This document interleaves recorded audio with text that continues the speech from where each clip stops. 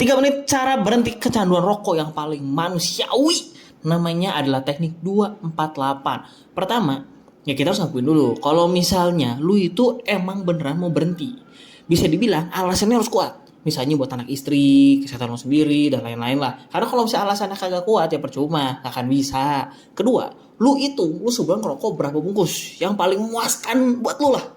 Misalnya ya, sehari sih gue perlunya 2 bungkus. Oh ya udah, langsung sebulan kan 30 hari, langsung sikat beli 60 bungkus sekaligus. Udah.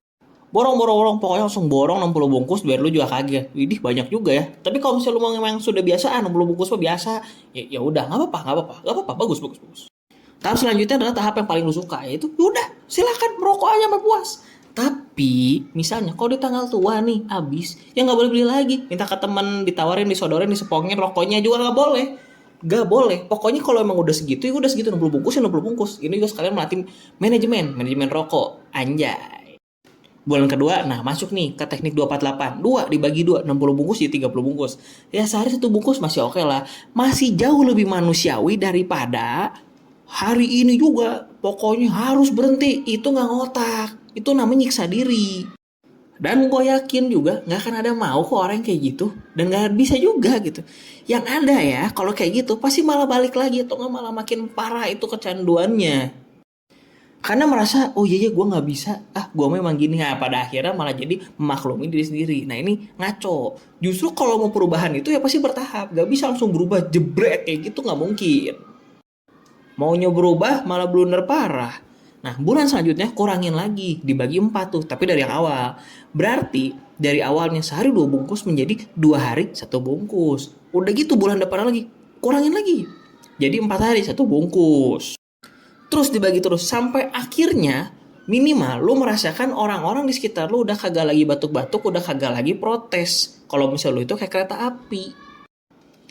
Cara ini juga sebenarnya kepake banget nih untuk segala jenis. Misalnya mau mengurangi minuman-minuman beralkohol, mau mengurangi minuman bersoda, ngurangin gula, ngurangin teh, kopi, itu kepake. Karena kita tuh jadinya bisa belajar untuk mengurangi sedikit demi sedikit. Dan dengan keberhasilan kecil-kecil kita, misalnya yang pertamanya segini, 60 bungkus, pas lagi di 30 bungkus mikir dan lewat, oh iya ya, gue tuh bisa ya. Itu tuh keberhasilan kecil kita tuh menstimulasi kita biar kita itu bisa mengambil lagi tahap berikutnya. Dan ini ya, misalnya udah 16 hari 1 bungkus, berarti sehari sebatang lah kurang lebih lah itu. Tiba-tiba, aduh wah kuat, mundur nih. Jadi 8 hari 1 bungkus lagi. Apakah akan langsung merasa gagal? Wah gue tidak bisa, dunia berakhir, dunia kiamat 2012 Armageddon gitu. Enggak. Karena tetap aja lu itu berubah loh. Dari yang awalnya 60 bungkus sebulan menjadi cuman 2-3 bungkus per bulan. Semua orang di lingkungan lu di sekitar lu juga bakalan langsung bilang kayak wah gila lu hebat banget. Selama 6 bulan ini atau mungkin selama 1 tahun ini lu dari ngerokok berat jadi cuma ngerokok asa-asa santai doang. Ini udah cara yang paling bagus karena progresnya jelas dibandingkan pokoknya besok gue mau berhenti, itu gak mungkin. Ya kecuali mati, kalau mati udah pasti berhenti. Dan cara ini juga pasti akan disupport sama orang-orang sekitar. Karena sebenarnya yang pengen kita berhenti perokok tuh orang-orang sekitar tuh lebih pengen daripada kita sendiri. Perokok aktif bisa recall enak soalnya. Bisa sembur asap, bikin tornado, bikin dragon breath, bikin donat. Yang pasif cuma kebagian batuk-batuk, sesak nafas sama paru-parunya rusak. Bahkan cara ini juga bisa dipakai untuk orang-orang yang kecanduan judol.